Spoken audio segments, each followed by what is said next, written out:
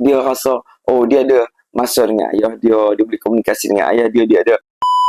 Okey guys, UM nak cerita tentang bagaimana kita ni telah melantik telefon kita menjadi pengasuh kepada anak kita. Sekali UM tengoklah dekat kedai makan baik, kat taman permainan baik, kadang-kadang anak kita tu kita nakkan dia senyap ataupun tarik perhatian dia, kita cepat-cepat bagi handphone. Nah handphone ni, nah handphone. Bukan tak boleh tengok handphone tu, tapi kalaulah kita lantik handphone ni jadi pengasuh dia, lama-lama anak kita tu tak ada pengasuh ni, apa jadi? Dia akan buat perangai, dia tak percaya. Susahlah hidup kita. Banyak masalah yang datang pada handphone.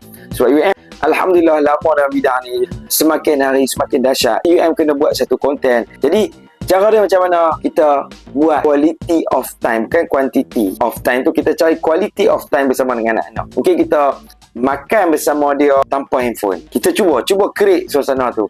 Ataupun kita tarik perhatian dia, tengok buku-buku ke, buat satu untuk origami ke. Ini kanak-kanak yang bawah daripada prasekolah ataupun 6 tahun lah. Ustaz bercakap ni senang cakap. Jadi mungkin masa sama kita buat origami katak. Contoh kan, ni tengok ni ayah nak buat katak ni. Tengok isu buat benda lain pula. Kita cari konten-konten, bukan konten dekat dalam ni. Kita konten yang kita ada kualiti masa kehidupan kita dengan anak kita tu. Jangan kita apa-apa masalah bagi handphone. Budak tu memanglah dia akan tertarik dengan pergerakan, warna-warni, ada audio. Kau tu telah jadi kecanduan kepada dengan cepat.